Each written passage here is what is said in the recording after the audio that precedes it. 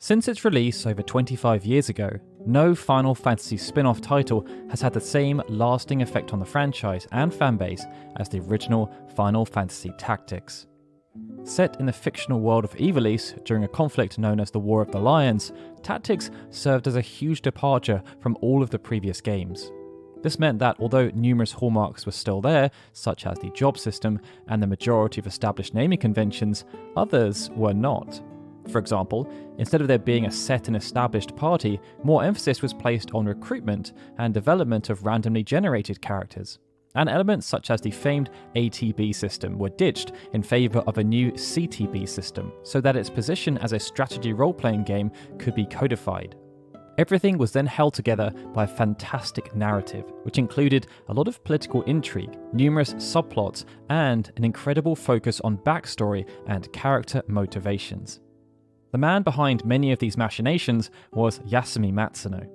A few years prior, when working at Quest, Matsuno released Tactics Ogre: Let Us Cling Together on the Super Famicom.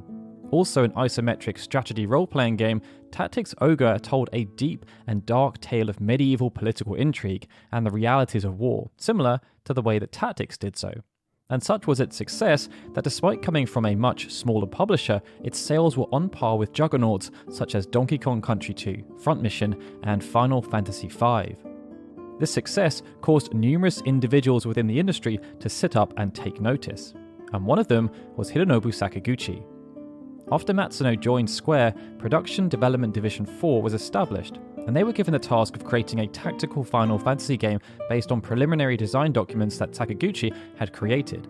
Hiroyuki Ito, who had just served as co-director on Final Fantasy VI, would also be assigned to assist.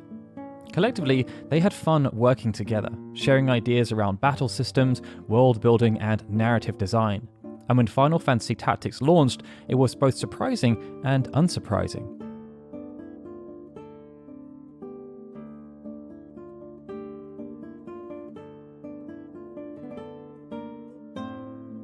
Final Fantasy had been taken in a bold new direction, but thanks to how everything had been executed, it felt natural. As a spin-off title, Tactics was never expected to reach the same heights as the mainline entries, but sentiment amongst critics and fans was very positive, and nearly 2.5 million copies were sold worldwide, earning an estimated $150 million. These figures made Tactics the best-selling standalone entry in the franchise, a title it still holds today. Now, due to its critical and commercial success, Final Fantasy Tactics was positioned as a prime candidate for franchising, and Sakaguchi was willing to break one of his own rules to make sure this happened. Up until that point, Sakaguchi had adopted a strict policy when it came to the expansion of the Final Fantasy franchise. Every entry would be standalone. There would be no sequels and no spin-offs based on existing lore, at least in video game format. Any expansions would therefore have to take place through the production of supporting materials. And there were plenty of prominent examples, such as Final Fantasy II Nightmare's Labyrinth, a novel that rewrote the story of the original game, and Final Fantasy Legend of the Crystals, an OVA that served as a sequel to Final Fantasy V. Provisional planning on Final Fantasy Tactics II began towards the end of the millennium. But because both Matsuno and Ito were busy working on Vagrant Story and Final Fantasy IX, Sakaguchi vowed to oversee the project himself and sought a credible outsourcing partner who could deliver on the vision. Unfortunately, no suitable partner could be found, and due to the pressure Square were facing at the time and how many projects were running concurrently, Final Fantasy Tactics II ended up being cancelled. This meant an expansion of Ivalice wouldn't happen until a few years later via Final Fantasy Tactics Advance. Appearing on Nintendo's Game Boy Advance as part of a new publishing deal that Square had negotiated with Nintendo, Final Fantasy Tactics Advance was overseen by Matsuno and many former members of Quest, the developer of Tactics Ogre, who had recently been acquired by Square. But even though Matsuno was involved, the game was directed by Yuichi Murasawa, who had directed Tactics Ogre: The Night of Lodis. It meant the pair had differing creative views, but they were still able to find suitable compromises. And when Final Fantasy Tactics Advance launched, it became a must-have title for the system. This, along with the successful release of Final Fantasy XII, renewed interest in the Ivalice sub-series, and Square Enix attempted to capitalize with the creation of the Ivalice Alliance. and front and center in this collection was a brand new version of Final Fantasy Tactics, which had been developed for the PlayStation Portable. This enhanced version, which was called Final Fantasy Tactics: The War of the Lions, featured updated visuals, a new localization of the game's original script, an expanded list of jobs, new content that linked it to the compilation, and fully animated cutscenes. Due to how much was added, The War of the Lions ended up proving to be very successful for Square Enix. And while the sales figures were much lower than the original release, with less than 1 million copies sold, the install base of the console was also much lower. And the game outperformed from a critical perspective, with it holding an 88 on Metacritic. In spite of this, critics did still raise issues regarding the game's technical performance, as the smoother 60 frames per second gameplay was not retained. These issues were then fixed ahead of ports for the game on iOS and Android devices.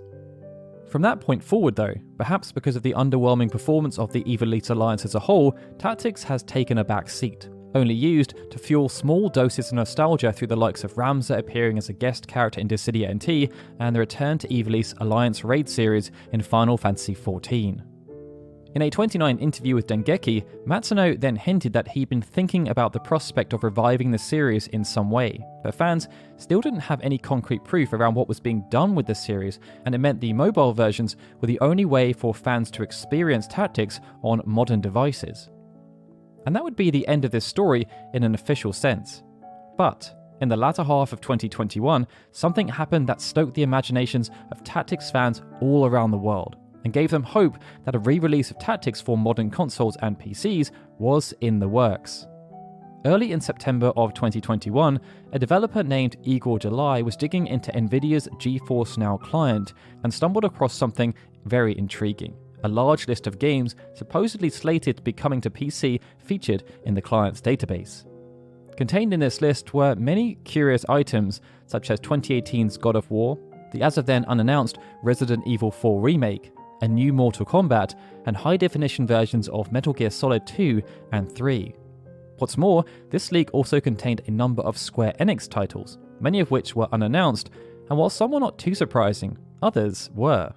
The Final Fantasy VII Remake, for example, was expected to make an appearance on PC eventually, so it was not really surprising to see it included in the leaked list.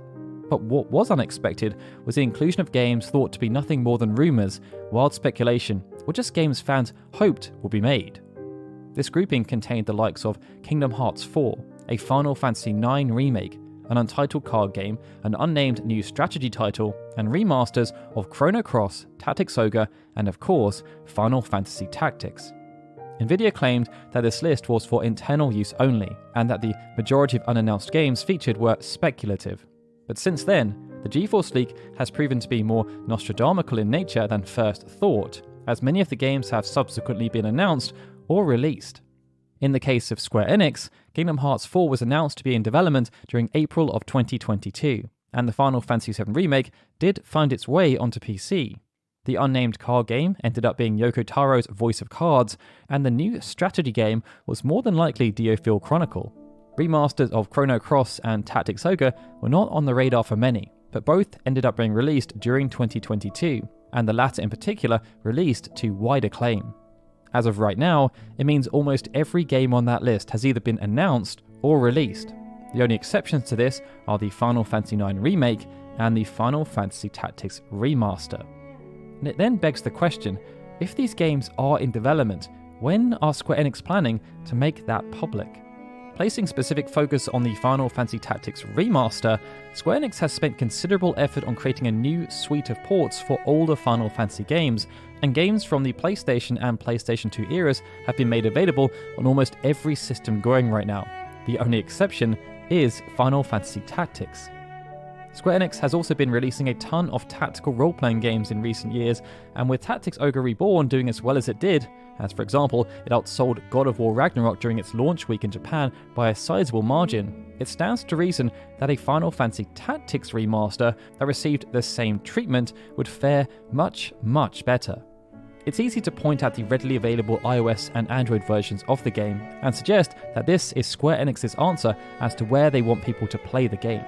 But that also isn't all that consistent, especially given their penchant for porting the mobile versions of a variety of other games, most notably Final Fantasy IX and Chrono Trigger, and using them as the definitive versions for console and PC expansion. So, why no tactics? At this point, it's hard to say, but where there's smoke, there's quite often fire. And since the NVIDIA leak, there have been numerous comments from Square Enix employees and industry insiders hinting that the Final Fantasy Tactics Remaster is indeed in development. For example, in February of 2023, Ichiro Hazama, producer of Theatre of the Final Bar Line, mentioned that the reason why so few Tactics characters were featured in the game was due to the Tactics team being incredibly busy at the moment, because they were heavily involved in another project.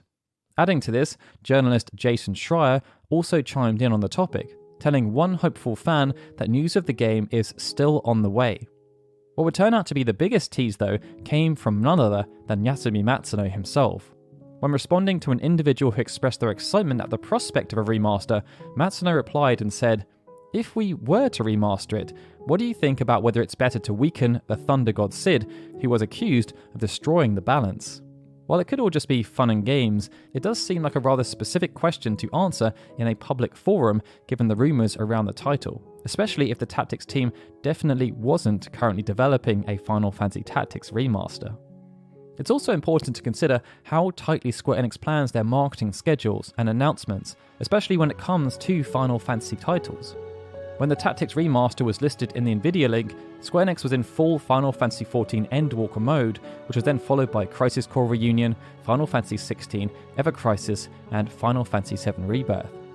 In this specific case though, the marketing of Square Enix's various strategy games may also have played a role, as in recent years they did release Triangle Strategy, DioField Chronicle, and Tactics Ogre Reborn, and releasing a Tactics remaster so soon could have led to general fatigue.